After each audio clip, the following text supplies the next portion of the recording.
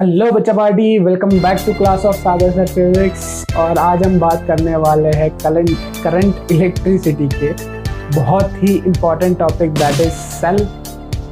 Then इसमें आएगा terminal voltage, then आएगा ईएमएफ, और फिर धीरे से हम आगे बढ़ेंगे केसीएल और केवीएल की तरफ। बट केसीएल और केवीएल इस वीडियो लेक्चर में पर्टिकुलरली कवर नहीं करेंगे, उसके लिए हम नेक्स्ट लेक्चर लेंगे, ठीक है। तो चलो शुरू करते हैं, पढ़ते हैं सेल के बारे में, फिर धीरे धीरे EMF, then terminal voltage and so on, ठीक है। चलो तो देखते हैं पहले बैटरी यानी सेल यानी क्या होता है। तो क्या होता है, तो आपने देखा होगा कैसे दिखाते हैं हम सेल को, कुछ इस तरीके से होता है सेल, पुश पुश, ये पॉजिटिव ये नेगेटिव, करंट चलता है कुछ पॉजिटिव टू नेगेटिव यानी कुछ इस डायरेक्शन में, सही है ना। पॉजिटिव टू नेगेटिव, या फिर कहीं से भी दिखा दो, नेगेटिव के अंदर आएगा पॉजिटिव से बाहर जाएगा, ठीक है। चलो ये करंट हो गया। सो बेसिकली सेल करता क्या है, क्या करता है, क्या लगता है आपको सेल में क्या होता होगा। तो बेसिकली सेल ये करता है कि वो इलेक्ट्रॉन को मूव करवाने में हेल्प करता है। क्या करता है, वो इलेक्ट्रॉन को मूव करवाने में हेल्प करता है। तो वही सारी चीजें हमको यहाँ पे लिखनी है। यहां पे क्या लिखेंगे कि सेल इज द डिवाइस, सबसे पहला काम कि cell is the device which help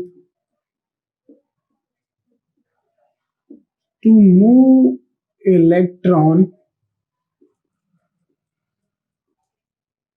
from one place to, या फिर वन टर्मिनल टू अदर, ठीक है, one terminal to other terminal, ठीक है। ये सबसे पहला काम सेल का। देन और क्या करता है सेल क्या करता है और क्या कर सकता है, क्या लगता है आपको कि इलेक्ट्रॉन को मूव करवाता है। इसके अलावा क्या करता है, तो उसके अलावा सर्किट में रहे हुए जो भी सारे कंपोनेंट्स है, सारे कंपोनेंट्स को करंट देने का काम कौन करता है, सेल करता है। जैसे कि सपोज करते हैं एक सर्किट में रजिस्टर है, इंडक्टर भी है, कैपेसिटर भी है, तो सारे जितने भी इलेक्ट्रिकल कंपोनेंट है सब में से करंट पास करवाने का या सब में से इलेक्ट्रॉन पास करवाने का काम कौन करेगा, सेल करेगा। तो वो भी इसका काम है, क्या है कि सेल इज प्रोवाइडिंग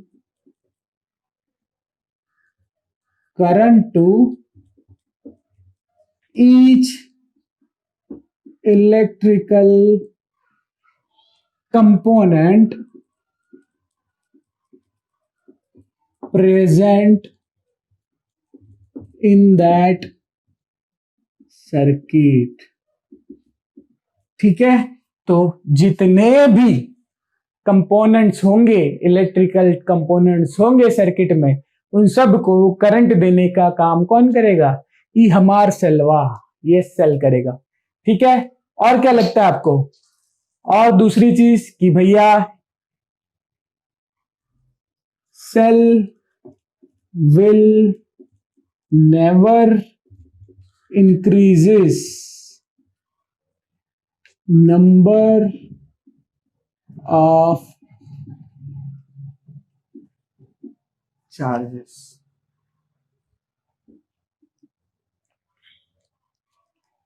चलो ये चीज देख लेते हैं, क्या लिखा है कि cell will never increases the number of charges, मतलब सेल कभी भी नंबर ऑफ चार्जेस को बढ़ाता नहीं है। कैसे नहीं बढ़ाता, आपको भी पता है, अगर उसने नंबर ऑफ चार्जेस को बढ़ा दिया, दैट मीन्स क्वांटाइजेशन का जो मतलब क्वांटाइजेशन ऑफ चार्जेस है और कंजर्वेशन लॉ ऑफ चार्जेस है, वो फुलफिल ही नहीं हो पाएगा।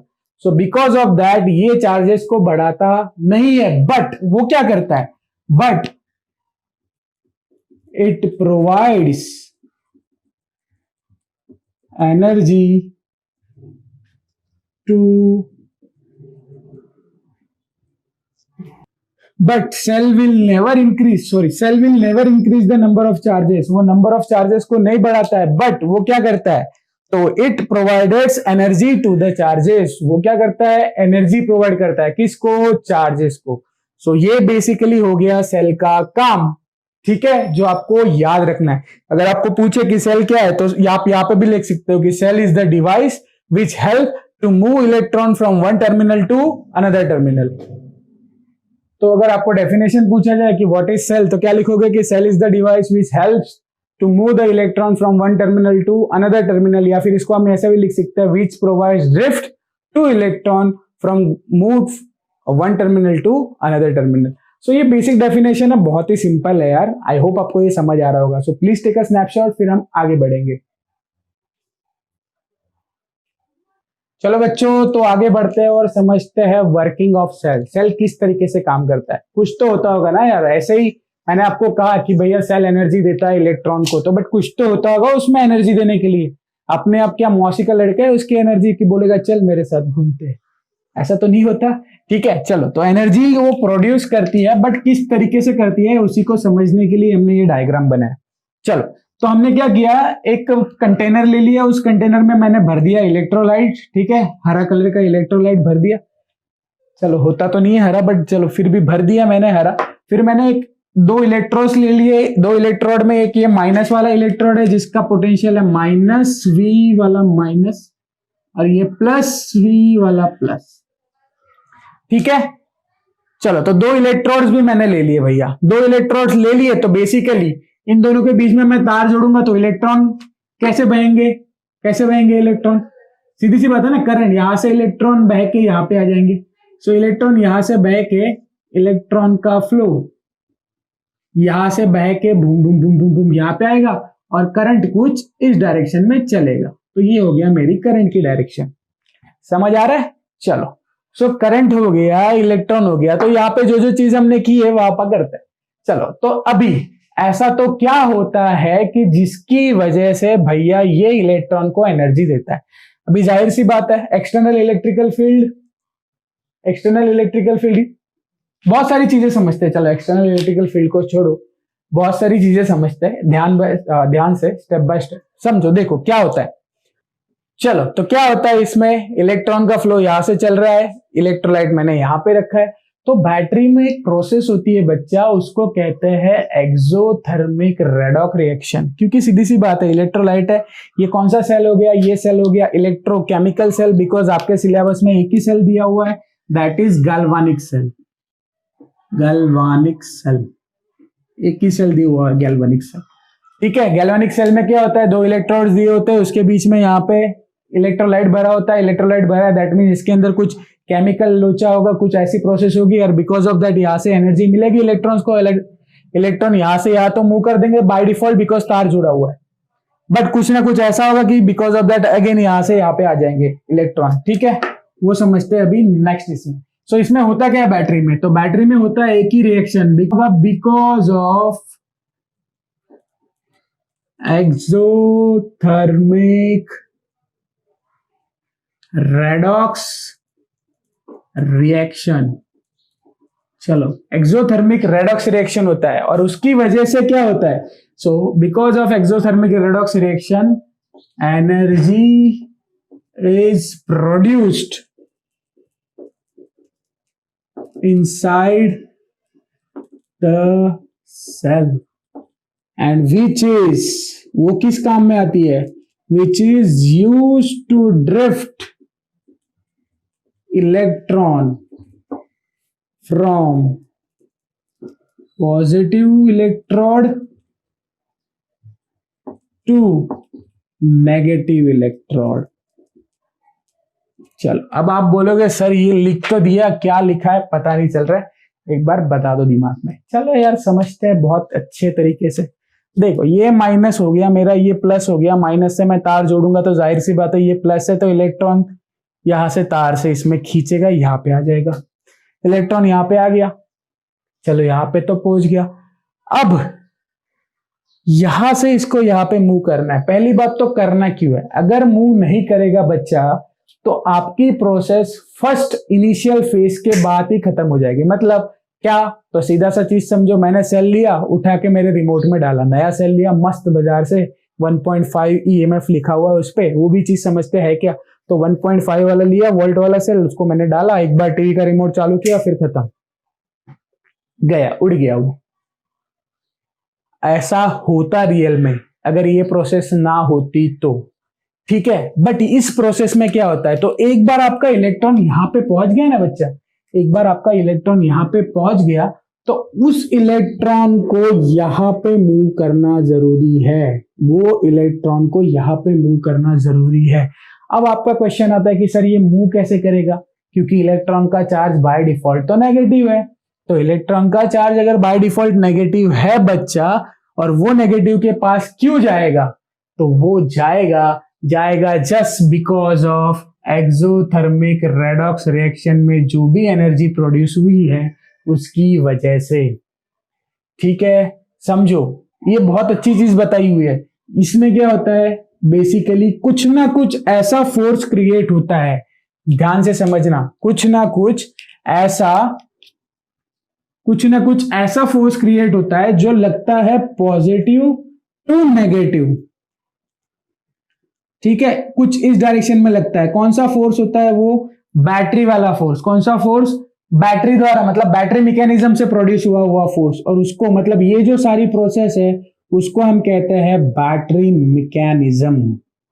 मतलब कुछ ना कुछ ऐसा बैटरी मैकेनिज्म होता है इसके अंदर, और कुछ ना कुछ ऐसा रिएक्शन होता है, बिकॉज ऑफ दैट ये इलेक्ट्रॉन यहां से मूव करके यहां पे आ गए। अब सीधी सी बात है, इलेक्ट्रॉन मूव करके अपनी जगह वापस आ गया, मतलब फिर से वो एक्सटर्नल सर्किट से घूम के अगेन यहां पे आएगा। समझ आ रहा है? अगेन उसको एक्सोथर्मिक रिएक्शन होगा, वो यहां से इलेक्ट्रॉन धक्का मार के यहां पे चला गया, अगेन घूम के यहां पे आया। समझ आ रहा है? मतलब बैटरी इस पर्टिकुलर पोर्शन में, इस पर्टिकुलर जोन में किसका काम करती है, ये जो ब्लू जोन है, इस ब्लू जोन में वो किसका काम करती है, तो वो एनर्जी भरने का काम करती है। एनर्जी भरने का काम करती है वो। ठीक है, वो इसको एनर्जी में भरती है, इसके अंदर एनर्जी भर देती है वो। ठीक है, समझ आ रहा है? मतलब क्या हुआ कि इलेक्ट्रॉन यहां से गया, ठीक है, इलेक्ट्रॉन यहां से गया, फुल फ्लो में जाएगा क्योंकि यहाँ पे माइनस है, तो यहां से ऐसा फुल ऐसा होके गया, ऐसा या रजिस्टर के पास आया, पूरी एनर्जी यहाँ पे यूज हो गई, ढीला हो गया। फिर नीचे प्लस के पास आया, बोला मुझे एनर्जी दो, फिर एनर्जी मिली, फिर मतलब हर बार वो क्या करता है, एनर्जी लेता है यहां से, जूप करके गया, यहाँ पे पूरा खर्चा कर दिया, नीचे आया, फिर यहाँ पे फिर एनर्जी ली, फिर ऊपर झू यहाँ पे आया, फिर एनर्जी, फिर यहाँ पे ऊपर फिर यहाँ पे पूरा वेस्ट करके फिर यहाँ पे। समझ आ रहा है क्या? फिर मैं झूम ढूम वही कर रहा हूँ। ठीक है, समझ आ रहा है ना? देखो यहाँ से एनर्जी ली, पूरा झुक करके यहाँ पे पूरा वेस्ट कर दिया एनर्जी, फिर पूरा डाउन होके नीचे आ गया, फिर यहां से एनर्जी ली, फिर झुक करके यहाँ पे गया, फिर डाउन होके यहाँ पे आ गया। तो ये कंटिन्यू चलता रहता है। तो इस पर्टिकुलर पोर्शन में जो इलेक्ट्रॉन को ट्रांसफर करवाती है उस मैकेनिज्म को कहते हैं बच्चा बैटरी मैकेनिज्म, और उसमें जो फोर्स लगता है वो बैटरी का फोर्स होता है, विच इज नॉन इलेक्ट्रोस्टैटिक। ये जो फोर्स होता है ये नॉन इलेक्ट्रोस्टैटिक होता है। नॉन इलेक्ट्रोस्टैटिक मतलब क्या, तो अभी आप ही समझो। देखो, अगर इलेक्ट्रोस्टैटिक होता बच्चा तो ये इलेक्ट्रॉन यहां से इसको अलग होने नहीं देता, क्योंकि बाय नेचर ऑफ इलेक्ट्रॉन के ऊपर चार्ज कौन सा होता है, माइनस, और ये माइनस ये प्लस को कभी नहीं छोड़ता अगर वो इलेक्ट्रोस्टैटिक होता तो। बट ये छोड़ रहा है, ये यहां से इलेक्ट्रॉन डूम करके यहां पे आ रहा है, मतलब कुछ ना कुछ ऐसा उल्टा सुल्टा इसमें हो रहा है कि ये इलेक्ट्रॉन को बोल रहा है बेटा जा जी ले अपनी जिंदगी।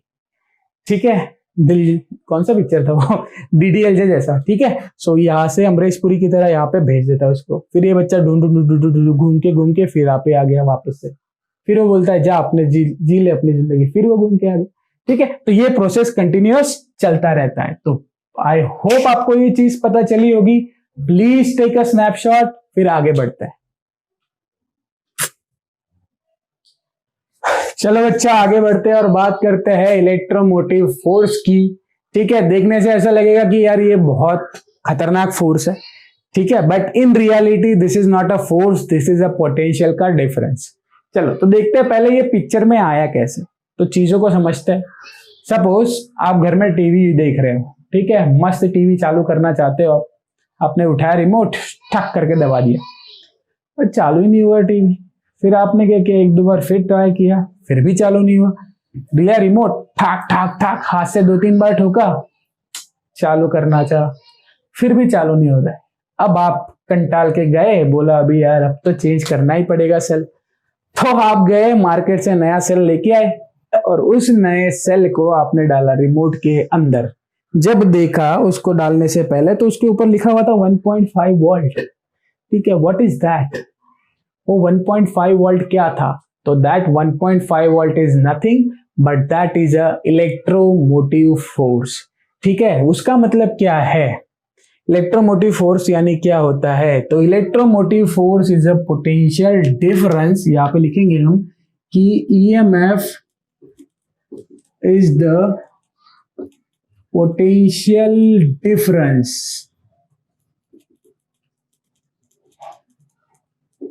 Between electrodes. ठीक है, ये इलेक्ट्रॉन्स के बीच का पोटेंशियल डिफरेंस है, बट कब? But only when circuit is open. Only when circuit is open. इसका सीधा सा मतलब क्या है कि आपने जब मार्केट में से सेल लाई, उस सेल के मार्केट में से जब आपने उठा के सेल लाई, उस सेल को आपने देखा, उसके ऊपर लिखा था 1.5, और जब आपने मार्केट में से लाके हाथ में पकड़ी थी उस टाइम पे उसके साथ कोई तार जुड़ी हुई थी? नहीं। अगर उसके साथ कोई भी तार नहीं जुड़ी हुई है बच्चा, दैट मीन्स वो कौन सी कंडीशन में है? वो ओपन सर्किट कंडीशन में है। एंड ओपन सर्किट कंडीशन में जब होगा तो उस टाइम पे उसके दो इलेक्ट्रोड्स के बीच के पोटेंशियल डिफरेंस को ही हम क्या कहेंगे? ईएमएफ। समझ में आ रहा है ईएमएफ यानी क्या? मतलब जब बैटरी को के साथ, ये बैटरी है, इसके साथ कोई भी तार नहीं जुड़ा हुआ है, तब मैं इसको ऐसे हाथ में पकड़ रहा हूं और देख रहा हूं, तब इसके अंदर जो भी दो इलेक्ट्रोड्स है, उस इलेक्ट्रोड्स के बीच के पोटेंशियल डिफरेंस को ही हम क्या कहते हैं? ईएमएफ कहते हैं। ठीक है, सो ईएमएफ हमेशा कौन सी कंडीशन में कैलकुलेट होता है? That is calculated in open circuit condition. ठीक है, सो ईएमएफ का फॉर्मूला आएगा बच्चा, क्या? इसके ऊपर से ही बनाओ। ईएमएफ यानी क्या होगा? तो दो पोटेंशियल इलेक्ट्रोड के बीच का पोटेंशियल डिफरेंस। ठीक है, तो पहला इलेक्ट्रोड कोई भी ले लो, पहला ये ले लो या वो ले लो। तो सपोज मैं लेता हूं V प्लस माइनस, दूसरे का डिफरेंस माइनस V माइनस, क्या होगा? Minus minus plus, V plus plus V minus. तो ये हो गया आपका ईएमएफ, और ईएमएफ को डिनोट करते हैं किससे? एप्सिलॉन से। सो ये हो गया आपका ईएमएफ।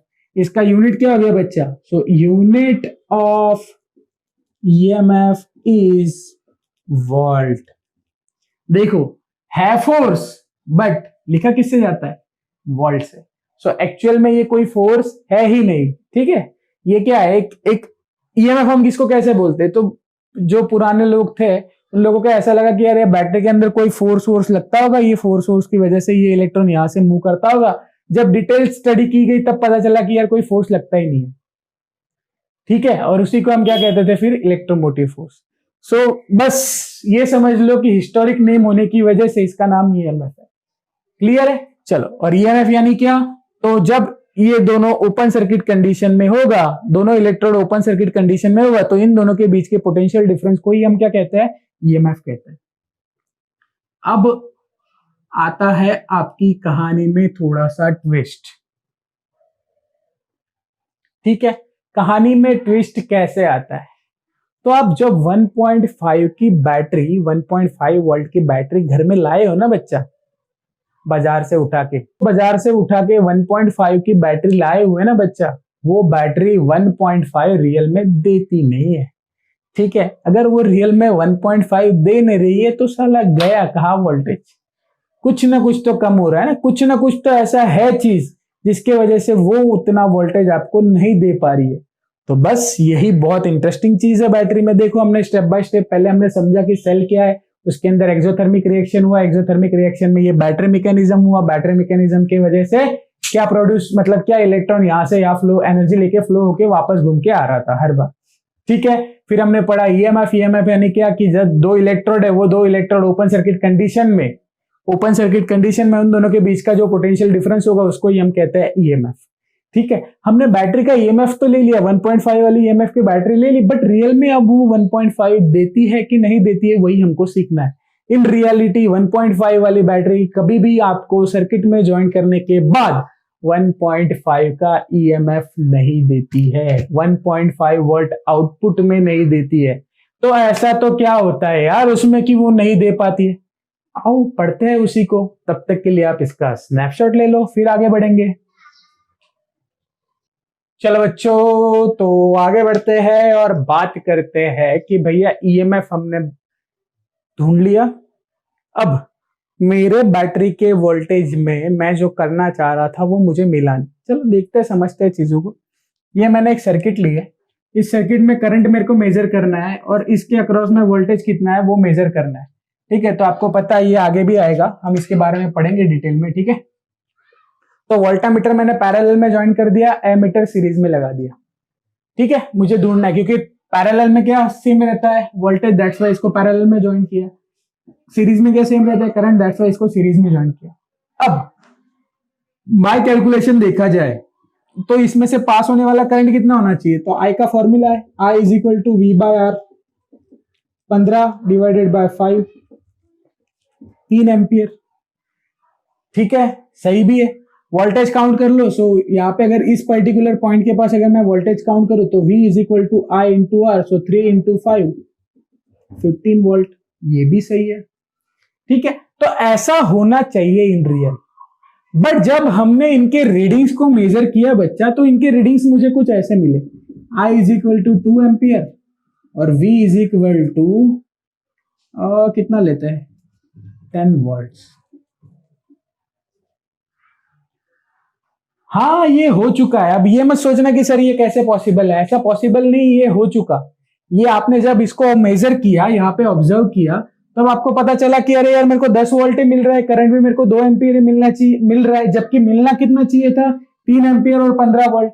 तो ऐसा क्यों नहीं हो रहा है? तो ध्यान से समझो, क्या होता है कि जब इलेक्ट्रॉन यहां से इस साइड में मूव करना चाहता है तो ये पोर्शन में रहे हुए इलेक्ट्रोड के बीच में रहा हुआ इलेक्ट्रोलाइट वो क्या करता है, रेजिस्टेंस ऑफर करता है इस इलेक्ट्रॉन के पाथ में। ठीक है, तो इलेक्ट्रॉन यहां से उठ के यहां पे जाना चाह रहा है, लेकिन इसके बीच में जो इलेक्ट्रॉन है, इलेक्ट्रोलाइट है, सॉरी, इसके बीच में जो इलेक्ट्रोलाइट है ये इसको यहां से जाने नहीं देता है इजीली। ठीक है, वो क्या करते हैं, रेजिस्टेंस ऑफर करते हैं, ऑब्स्ट्रक्शन ऑफर करते हैं। तो यहां पे हम लिखेंगे कि इंटरनल रेजिस्टेंस क्या है, तो it is the obstruction offered by electrolyte in the path of current of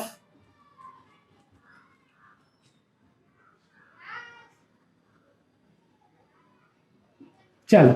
सो क्या है इंटरनल रेजिस्टेंस? तो भैया इंटरनल रेजिस्टेंस एक ऑब्स्ट्रक्शन है। वो ऑब्स्ट्रक्शन कौन प्रोवाइड करता है? तो भैया इलेक्ट्रोलाइट प्रोवाइड करता है। किसके पाथ में? तो करंट प्रोड्यूस करने के पाथ में। ठीक है, समझ आ रहा है? बहुत ही इजी डेफिनेशन है। ठीक है, चलो इसको समझते हैं। क्या हुआ इसके अंदर, ये 15 वोल्ट की बैटरी थी मेरी। ठीक है, this is a 15 volts battery. क्या हुआ, अभी इसमें से करंट बहा भैया। रियलिटी में मैंने जब मेजर किया तो 2 एम्पियर का ही था, तो इसमें से करंट बहा 2 एम्पियर का। तो इसके अक्रॉस में जो मेरे को वोल्टेज डिफरेंस मिला दैट इज अ 10 वोल्ट, और वो सही भी था क्योंकि मेरे को गैल्वेनोमीटर ने वोल्टामीटर ने कितना दिखाया, 10 वोल्ट ही दिखाया, सही था। बट बचा हुआ ये 15 था, यहाँ पे 10 मिल रहे, तो बचा हुआ 5 कहां पे गया? तो जब पता चला तो ये पता चला कि जो यहाँ पे इंटरनल रेजिस्टेंस है वो बच्चा है 5 ओम का, सॉरी 2.5 ओम का। कैसे? तो देखो ये 2 एम्पियर यहां से गया, इसमें से भी जो करंट पास होगा दैट इज 2 एम्पियर, और 2 into 2.5 is equal to 5 volt. तो ये इंटरनल रेजिस्टेंस, इसका जो वोल्टेज इन दोनों की वजह से प्रोड्यूस हुआ वो वोल्टेज था 5 वोल्ट। और ये 5 और ये 10 मिलके हो गए 15। मतलब मैंने 15 रुपए दिए, उसमें से 5 रुपए तो उसने अपने बच्चे को खिला दिए और बचे हुए 10 रुपए लोगों में बांट दिए। समझ आ रहा है? भ्रष्टाचार, भ्रष्टाचारी है ये बैटरी। ठीक है, भ्रष्टाचार करती है, पहले खुद खाती है, खुद को खिलाती है, खुद के बच्चे को खिलाती है पहले, ठीक है, और फिर बाहर जनता में बांटती है। Battery is a kind of भ्रष्टाचारी पर्सन, भ्रष्टाचारी है ये। किस तरीके से? तो पहले अपने बच्चों को खिलाती है और फिर बाहर जनता में बांटती है। ठीक है, समझ आ रहा है? चलो सो आगे बढ़ते हैं, देखते हैं कि भैया जो इंटरनल रेजिस्टेंस है वो इंटरनल रेजिस्टेंस किस किस चीजों पे डिपेंड करता है। तो पहले डिपेंड करता है वो एरिया ऑफ द इलेक्ट्रोड।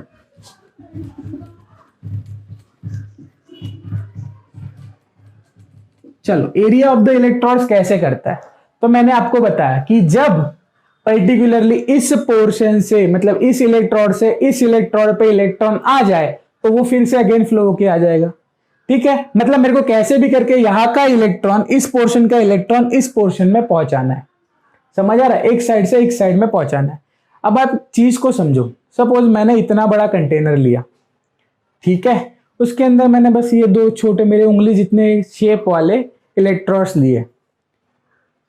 ठीक है, ये पहला केस। दूसरा, मैंने उतना ही कंटेनर लिया और बहुत बड़े बड़े इलेक्ट्रोड्स लिए। अब मेरे को बताओ दोनों केस में से किस केस में आसानी से इलेक्ट्रॉन्स यहां से उठ के यहां पे चिपक जाएंगे? किस केस में? जिस केस में उसका क्रॉस सेक्शनल एरिया क्या होगा? ज्यादा। और क्रॉस सेक्शनल एरिया ज्यादा होने की वजह से इलेक्ट्रॉन आराम से उसको निकलना और यहाँ पे चिपक जाना, क्योंकि वहां पे सामने बहुत बड़ी दीवार है। ठीक है, इसमें से तो इस केस में तो पर्टिकुलर यहां से निकल के इतने ही पोर्शन में आना है जबकि पूरा समुद्र खाली है। समझ आ रहा है? तो जब क्रॉस सेक्शन एरिया बहुत ज्यादा होता है, बहुत बड़ा होता है इलेक्ट्रॉन्स का, तब इंटरनल रेजिस्टेंस बहुत ही कम होता है। So this is inversely proportional. ये कैसा होता है? Inversely proportional. ठीक है, दूसरा लेते हैं, डिस्टेंस बिटवीन इलेक्ट्रोड्स। इलेक्ट्रोड्स का बीच के डिस्टेंस की बात करते हैं। अब आप बताओ कि इलेक्ट्रॉन को मेरे को यहां से कुदवा के इस पे बिठाना है। ठीक है, क्या करना है मेरे को? इलेक्ट्रॉन को यहां से उठा के इस पे बिठाना है, यहां से उठा के इस पे बिठाना है बच्चा। तो अगर इन दोनों के बीच का डिस्टेंस में ज्यादा रखता हो तो बीच में इलेक्ट्रॉन भी, इलेक्ट्रोलाइट भी क्या हो जाएंगे? ज्यादा हो जाएंगे। सॉरी, कंफ्यूज हो रहा है। इलेक्ट्रोलाइट्स, ये जो लिक्विड है, ये इलेक्ट्रोलाइट जो लिक्विड है वो भी क्या हो जाएगा? ज्यादा हो जाएगा। और जितना इनके बीच का डिस्टेंस कम, उतना इलेक्ट्रोलाइट क्या हो जाएगा? कम हो जाएगा। तो इलेक्ट्रॉन को पटक से यहां निकल के चप करके इस पे चिपक जाना है। तो डिस्टेंस जितना कम उतना रेजिस्टेंस कम। समझ आ रहा है? क्या बोला मैंने? डिस्टेंस जितना कम उतना रेजिस्टेंस कम, डिस्टेंस जितना ज्यादा उतना रेजिस्टेंस ज्यादा। तो डिस्टेंस बिटवीन इलेक्ट्रोड्स इज क्या होगा? Directly proportional. सो ये क्या हो जाएगा?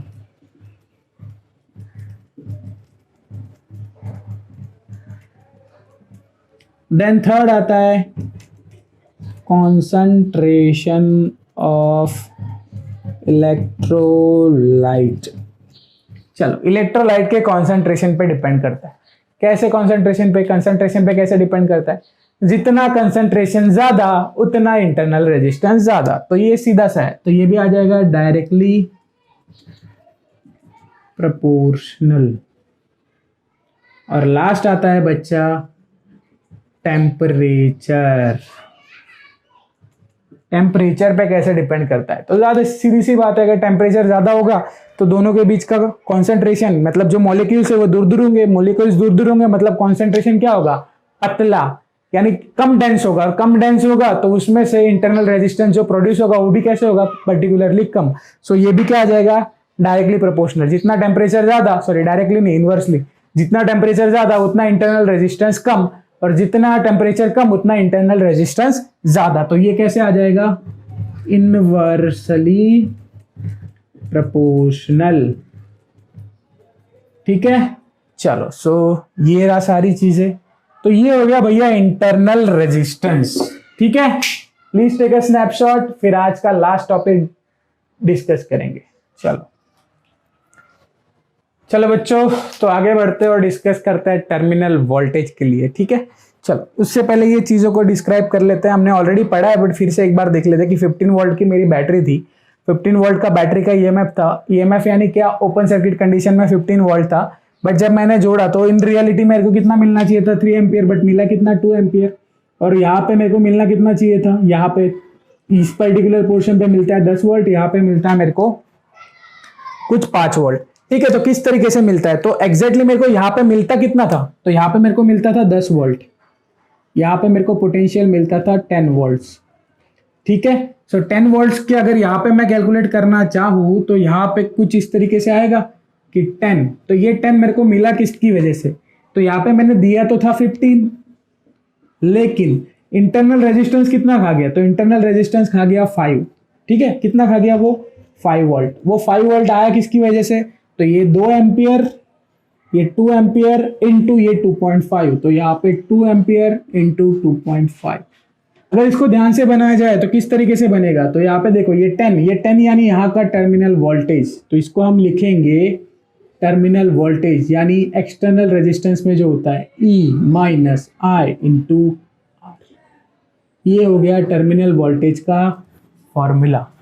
किस तरीके से बना, फिर से देखो 10 वोल्ट मेरे को आउटपुट में मिला जो मेरे को वोल्टामीटर ने दिखा है, बट इन रियलिटी मैंने बैटरी दी थी 15 की, यानी 15 का उसका ईएमएफ हो गया। तो इस पर्टिकुलर पोर्शन में से कितना वोल्ट पास हुआ, 5। वो 5 बना किससे, तो ये 2.5 और इंटू ए 2, तो 2.5 इंटू 2, तो V equal to E minus I R. So अगर आपको टर्मिनल वोल्टेज की डेफिनेशन कोई पूछे तो किस तरीके से बनाओगे आप टर्मिनल वोल्टेज की डेफिनेशन, तो यहाँ पे हम कुछ इस तरीके से लिखेंगे कि it is the potential difference, it is the potential difference between two electrodes when current is drawn from cell। यानी कि जब सेल में से, इस सेल में से करंट पास हो रहा है तब इन दो इलेक्ट्रोड के बीच के पोटेंशियल डिफरेंस को ही हम क्या कहेंगे, टर्मिनल वोल्टेज। और टर्मिनल वोल्टेज का फॉर्मूला क्या आ गया, V into E minus I are. या फिर हम इसको दूसरे तरीके से भी लिख सकते हैं कि potential difference in external circuit. कौन सी circuit, external circuit. External circuit यानी क्या, ये तो बैटरी के अंदर होता है ना, तो बाहर मेरे को जो भी पोटेंशियल डिफरेंस मिलेगा इसको छोड़ के, ये तो अंदर हो गया, बाहर के साइड मेरे को जो भी पोटेंशियल डिफरेंस मिलेगा उसको हम इस तरीके से दिखाएंगे।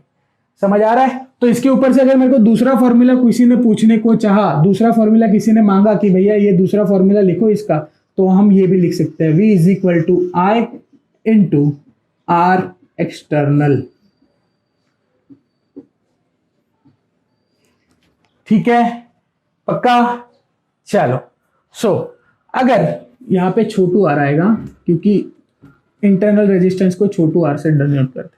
चलो अब यही चीज यहाँ पे अगर मेरे को ईएमएफ ये वाली फॉर्मूले को फिर से डिराइव करना है तो किस तरीके से डिराइव कर सकता, तो terminal voltage V minus I into R, so V is equal to E यानी क्या होता है, तो ई यानी ईएमएफ कौन सी कंडीशन में, ओपन सर्किट कंडीशन में, so I into capital R minus I into small r, so V is equal to I common. This is the formula for terminal voltage. बहुत ही इजी चीज है, ठीक है। Please take a snapshot. चलो बच्चों, तो यहाँ पे अगर हमको फॉर्मूला डिराइव करने को बोला किसी ने इस टर्मिनल वोल्टेज या फिर ईएमएफ के लिए, तो किस तरीके से आएगा, तो I into R external is equal to epsilon minus R. So epsilon को अगर मैं सब्जेक्ट बना दूं तो I into R external plus I into R, I common, R external plus capital R. So ये हो गया formula. Please take a snapshot. फिर हम देखते हैं, या फिर यही फॉर्मूला दूसरे तरीके से भी डिराइव कर सकते हैं हम। किस तरीके से कर सकते हैं, तो थोड़ा सर्किट को ध्यान से ड्रॉ करते हैं, ठीक है। सपोज कोई पेन ले ले यार अच्छा सा, हाँ चलो। यहाँ पे आपका पॉइंट है VA, यहाँ पे आपका पॉइंट है VB, इसके अंदर है बैटरी और इसके अंदर है इंटरनल रेजिस्टेंस। ठीक है, आपका करंट, आप पाथ कुछ इस डायरेक्शन में पाथ ले लो, पाथ ऑफ करंट, ठीक है। चलो, सो इस डायरेक्शन में ही पाथ होगा ना आपका, प्लस टू माइनस बहेगा, सो प्लस टू माइनस यानी पाथ ऑफ करंट ये हो गया। चलो आगे बढ़ो तो देखेंगे इसको किस तरीके से इसमें से करंट बह रहा है। तो सपोज इसमें से करंट बह रहा है आई, ये आपका इंटरनल रेजिस्टेंस स्मॉल आर, ये बैटरी का ईएमएफ है, ठीक है। चलो, और ये आपका पोटेंशियल है। किस तरीके से जाओगे अभी आप समझो। जब करंट किसी भी रजिस्टर से बहता है तो वोल्टेज का क्या आता है, ड्रॉप आता है। तो यहाँ पे ये क्या होगा, माइनस होगा। सो यहाँ पे क्या आएगा, माइनस, यहाँ पे पहले VA से स्टार्ट करते हैं, VA माइनस IR हुआ। देन आप यहाँ पे पहुंच गए, आप माइनस से अगेन प्लस में जा रहे हो, माइनस से प्लस में, यानी मेरा वैल्यू पहले कम है अब बड़ा हो रहा है, तो मेरे को क्या हो रहा है, मुनाफा हो रहा है। तो क्या होगा, प्लस एप्सिलॉन, आगे जाओ, अगेन VB पे चल रहा है तो प्लस VB या फिर इज इक्वल टू VB कर दो, कोई दिक्कत नहीं है, इज इक्वल टू VB। ये चीज किरचॉफ में बहुत इजी तरीके से समझ पाओगे आप, ठीक है। चलो यहां पे कर दो, इसको ध्यान से लिखोगे तो क्या लिखोगे, E minus IR, E minus IR, VB minus VA, और VB माइनस VA यानी क्या, पोटेंशियल का डिफरेंस, किस पॉइंट पे, इस दोनों टर्मिनल के एंड पे। तो यही तो था मेरा VB माइनस VA, इसको क्या लिखेंगे हम, VB माइनस VA यानी इस पॉइंट और इस पॉइंट के बीच का डिफरेंस, ठीक है। तो यही क्या हो जाएगा, कैपिटल V। तो देखो यही फॉर्मूला मैंने डिराइव भी कर दिया, ये प्रूफ हो गया, ठीक है। दिस इज द प्रूफमेंट, समझ आ रहा है। चलो, so please take a snapshot.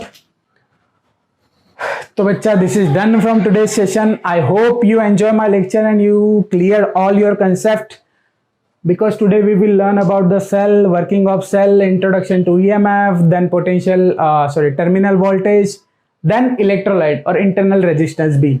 So please subscribe to my channel, share this video to all the students and just do take care. Bye bye, हंसते रहो, मुस्कुराते रहो, हमेशा खुश रहो। Bye bye.